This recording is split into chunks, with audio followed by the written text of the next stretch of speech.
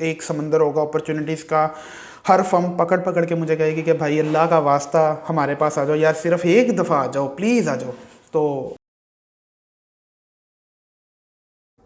ये video basically उन लोगों के लिए है जो सीए के एग्ज़ाम्स को अटेम्प्ट कर चुके हैं और सीए इंटर कर चुके हैं, या उनका सीए इंटर इस दफ़ा अटेम्प्ट के रिज़ल्ट आने के बाद क्वालिफाई हो जाएगा। तो कुछ बातें हैं जिनका आपको ख़ास ख्याल रख लेना है इंडक्शन के हवाले से। आपकी जो फर्म में इंडक्शन है वो कुछ चीज़ों के ऊपर बहुत ज़्यादा डिपेंड करती है। तो आगे बढ़ते हैं। तो सबसे पहली बात ये कि आजकल ऐसा है कि एक गैप एग्जिस्ट कर रहा है। लाइक जो कैफ क्वालिफाइड स्टूडेंट्स हैं, ऐसे स्टूडेंट्स जिन्होंने सीए इंटर कर लिया हुआ है वो बहुत ज़्यादा है, उनकी जो तादाद है वो बढ़ती जा रही है, और जो अपॉर्चुनिटीज़ हैं, जो आर्टिकलशिप रिलेटेड अपॉर्चुनिटीज़ हैं, वो इतनी नहीं हैं। तो आपको कैसे अपना जो स्लॉट है वो हासिल करना है, कैसे आपको आर्टिकलशिप के लिए फर्म में जाना है, इसके बारे में कुछ प्रॉब्लम्स हैं जो बहुत ज़्यादा एग्जिस्ट कर रही हैं। तो मैंने सोचा कि मैं इसके ऊपर एक वीडियो। प्रॉब्लम नंबर 1 ये है कि जो स्टूडेंट्स हैं वो थोड़ा ज़्यादा एक्सपेक्ट कर रहे हैं। लाइक बहुत से स्टूडेंट्स ऐसे हो रहे हैं जो सी एंटर करके आते हैं और उनको लगता है कि यार अब तो एक समंदर होगा अपॉर्चुनिटीज़ का। हर फर्म पकड़ पकड़ के मुझे कहेगी कि भाई अल्लाह का वास्ता हमारे पास आ जाओ यार, सिर्फ एक दफ़ा आ जाओ, प्लीज़ आ जाओ। तो ऐसा कुछ नहीं होने वाला, बल्कि आपको ख़ुद फर्म्स के चक्कर लगाना पड़ेंगे। इन मोस्ट केसेस आपको बहुत सी जगह से रिजेक्शन भी फेस करना पड़ सकती है। तो इस सब के लिए अब आप तैयार हो।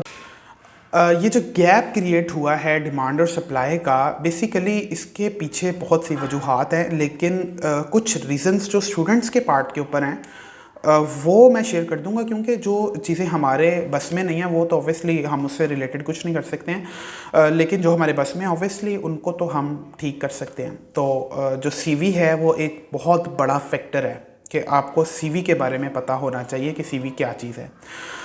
सीवी के अंदर बहुत से स्टूडेंट्स क्या करते हैं कि वो बहुत ज़्यादा शशका दिखाने की कोशिश करते हैं, लाइक इमोजीज डाल दिए, अजीब व गरीब सी चीज़ें कर दी।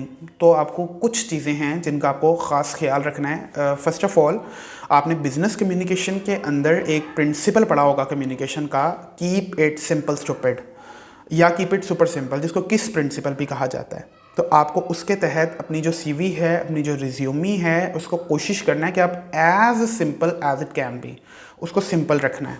नंबर 2, आपकी जो सीवी है आपने कोशिश करनी है कि आप उसको पीडीएफ फॉर्मेट के अंदर सेव करें, आप उसको वर्ड या एक्सेल के अंदर सेव ना करें।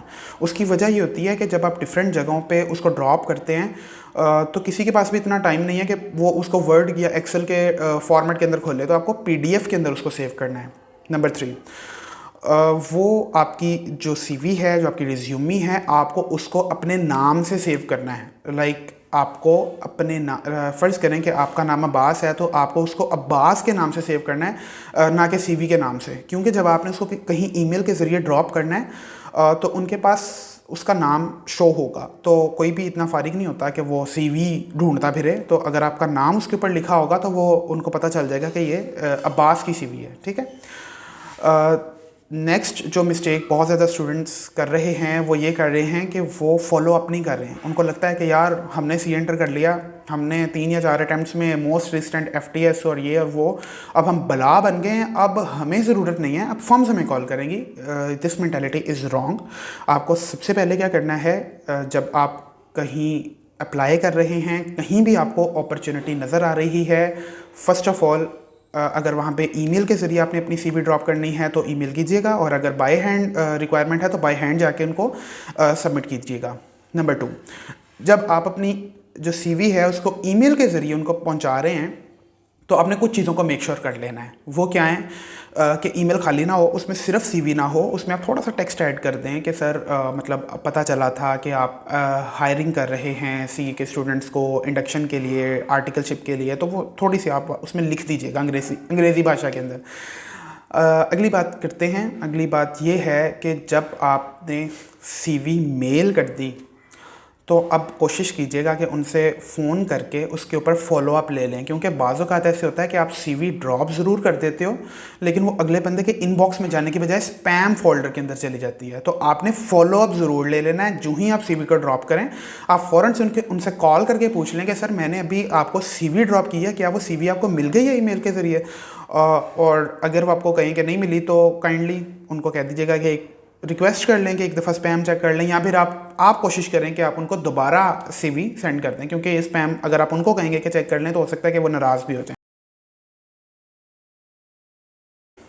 अगली बात ये है कि आपको एक चीज़ का और ख़्याल रखना है कि आपको रेगुलरली फ़ॉलो अप लेना है। ये लाइक आपने अप्लाई कर दिया, आपको उन्होंने कंफर्म कर दिया कि आपकी सीवी उनको मिल गई है। अब आप एक दिन के बाद उनको दोबारा कॉल करें और उनसे पूछें कि सर मैंने कल अपनी सीवी ड्रॉप की थी इंडक्शन से रिलेटेड, तो क्या स्टेटस है, मुझे ज़रा काइंडली बता दें।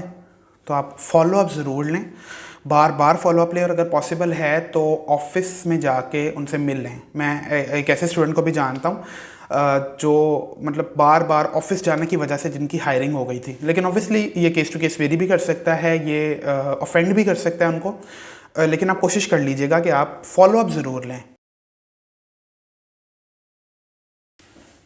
एक और मिस्टेक जो स्टूडेंट्स के पार्ट के ऊपर हो रही है वो ये है कि हमने तो फ्लाइंग कलर्स के साथ सीए इंटर पास कर लिया, अब हम क्यों बार बार किसी छोटी फर्म में अप्लाई करें, या किसी छोटी फर्म में जाएं ही क्यों? हम तो किसी बड़ी फर्म में जाएंगे, बिग 4, बिग 10 और ऑल दैट स्टफ, किसी ब्रांडेड फर्म में जाएंगे। तो आपकी जो सोच है वो बिल्कुल भी गलत नहीं है, बिल्कुल ठीक है, बहुत अच्छी बात है, बिग 4 में जाना चाहिए, आपको अपनी पूरी कोशिश करनी चाहिए कि आप बिग 10 में चले जाएं। लेकिन आजकल जो हालात हैं वो कुछ डिफरेंट व्यू पेश कर रहे हैं। वो ये है कि अगर आपके पास कोई बहुत तगड़ा रेफरेंस नहीं है, कोई बहुत स्ट्रॉन्ग रेफरेंस नहीं है, तो आपके लिए थोड़ी सी मुश्किल हो सकती है। ऑब्वियसली ऐसा नहीं है कि आपका होगा नहीं, बिग 4 हो या बिग 10 हो, मेरिट के ऊपर भी बहुत सी सिलेक्शंस होती हैं।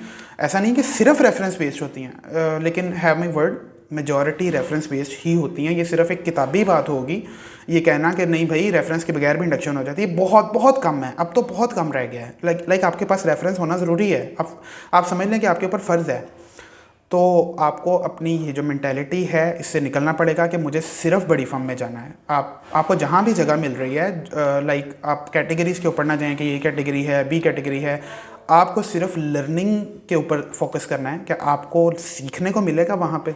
अगर सीखने को मिलेगा और आप अपनी एजुकेशन को मैनेज कर सकते हैं, सीए फाइनल्स ऑब्वियसली, तो आप वहाँ चले जाएं, गो देयर, और अपनी जो लर्निंग है, प्रैक्टिकल लर्निंग, उसको स्टार्ट कर दें। कहीं ऐसा ना हो कि आप किसी बड़ी फर्म के इंतज़ार में 1.5 से 2 साल अपने वैसे ही ज़ाया कर दें, क्योंकि ये अल्टीमेटली आपकी जो क्वालिफिकेशन है उसको हिट कर रही है। तो ये कुछ ऐसी चीज़ें थी। इसके अलावा एक चीज़ और है, वो है कि आपको अपनी नंबर ऑफ़ अटैम्प्ट्स के ऊपर रिलाई नहीं करना है। आईकैप के जो सर्विंग प्रेसिडेंट हैं उन्होंने बार बार ये बात अपनी बातों में कही है कि मैंने एक ऐसे स्टूडेंट को रिजेक्ट किया कि जिन्होंने 3 अटैम्प्ट्स में सीए इंटर क्वालिफाई किया हुआ था, और एक ऐसे स्टूडेंट को अपनी फर्म के लिए हायर कर लिया जिसकी 7 अटैम्प्ट्स लगी हुई थी। लेकिन क्या था कि उसको अपने आप को बेटर वे में प्रेजेंट करना आता था।